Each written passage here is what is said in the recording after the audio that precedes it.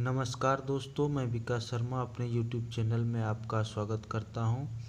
और कोई भी प्रतियोगी परीक्षा हो जिसमें कि जीके जीएस का सवाल पूछा जाता है, ये सभी प्रतियोगी परीक्षाओं के लिए मेरा ये वीडियो कारगर होगा। तो मैं बताना चाहूँगा कि मेरा मेन उद्देश्य यही है कि आपको सुनते सुनते ही याद करा देना है। तो बेस्ट मटेरियल प्रोवाइड किया जाएगा, उसमें मेरा कुछ ट्रिक भी रहेगा क्वेश्चन को याद करने के लिए। तो मेरे साथ बने रहिए। खासकर अभी ग्रुप डी, बिहार एसआई और यूपीएसआई का जो एग्ज़ाम होने वाला है उसके लिए मेरा ये वीडियो रहेगा। तो शुरू करते हैं आज का टॉपिक, जिसमें कि साइंस है। तो बने रहिए मेरे साथ, बिल्कुल ही बेस्ट मटेरियल प्रोवाइड किया जाएगा। मेरे साथ 30 एग्ज़ाम का एक्सपीरियंस है, तो निश्चिंत बने रहिए। पहला क्वेश्चन जो आ रहा है आज का, ये मेरा पहला क्वेश्चन है, हाइड्रोजन बम किस अभिक्रिया पर आधारित है। तो हाइड्रोजन बम जो है सो नाभिकीय संलयन पर आधारित होता है। हाइड्रोजन बम नाभिक का संलयन होता है। इसमें नाभिक जो है सो आपस में जुड़कर ये बड़ा नाभिक का निर्माण करते हैं।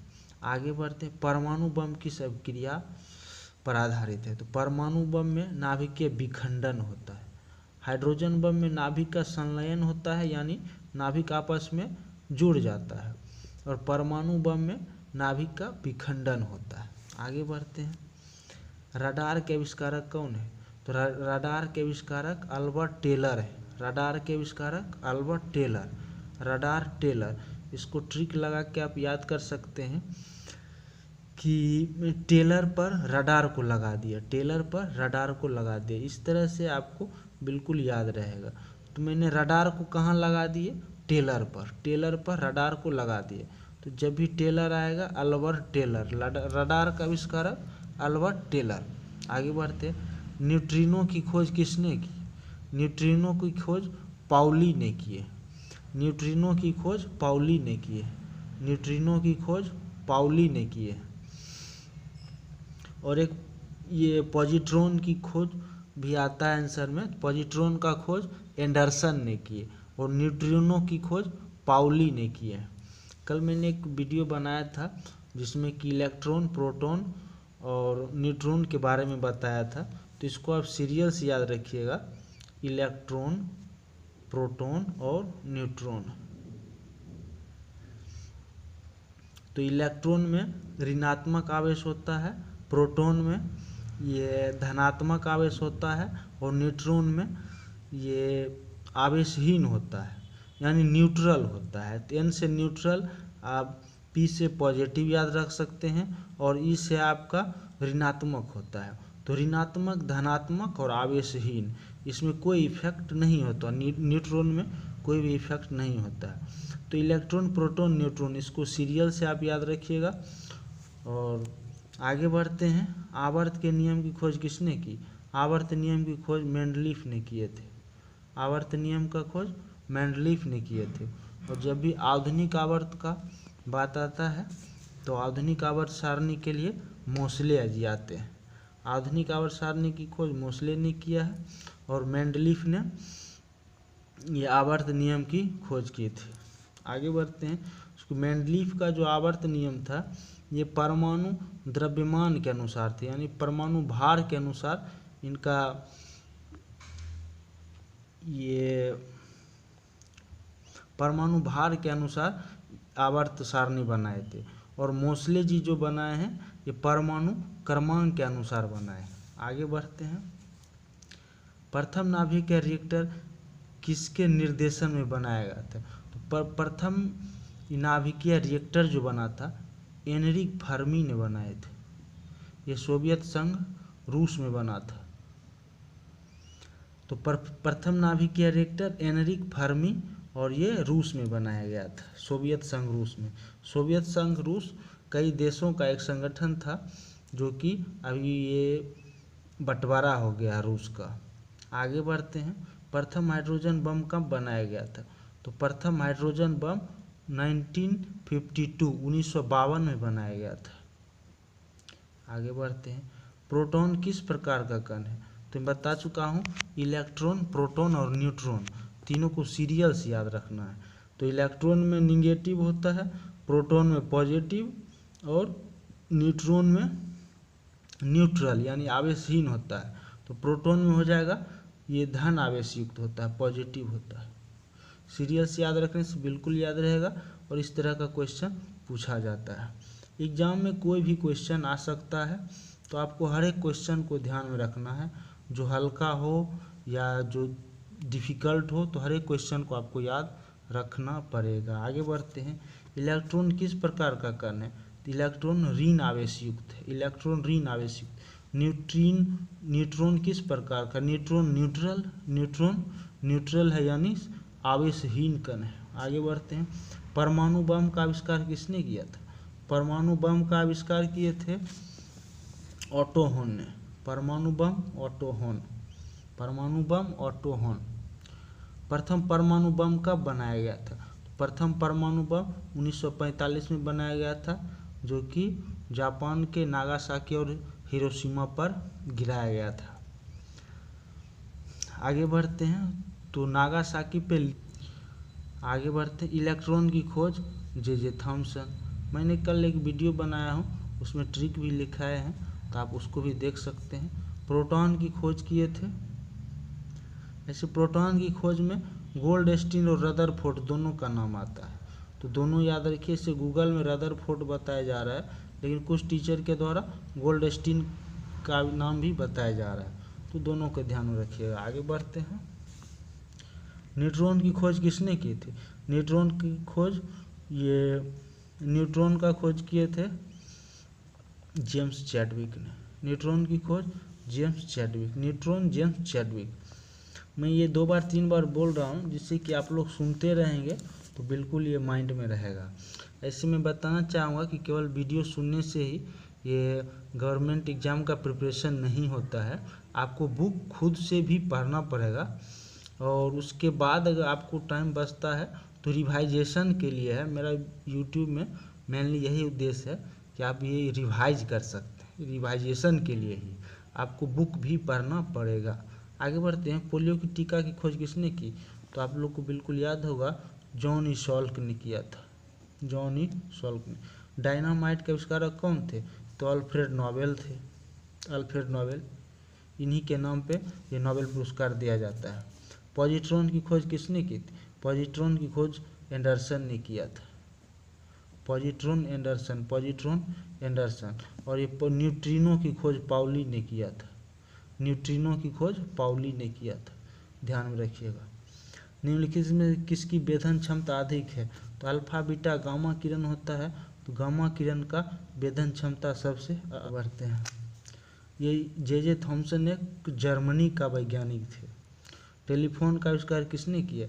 टेलीफोन का अलेक्जेंडर ग्राहम बेल ने किया। तो यहाँ पे एक ट्रिक से आप याद रखते हैं कि टेलीफोन का आविष्कार, जैसे टेलीफोन में रिंग बजता है, बेल बजता है, तो बेल सब जोड़ कर टेलीफोन और बेल को आप जोड़ कर रख सकते हैं। टेलीफोन में बेल बजता है, रिंग होता है, तो telephone bell, Alexander Graham Bell. और जी मार्कोनी ने रेडियो का आविष्कार किया था। जी मार्कोनी रेडियो का आविष्कार किए थे। आगे बढ़ते हैं। सोलर सिस्टम को किसने खोजा था? कोपरनिकस। Solar system Copernicus.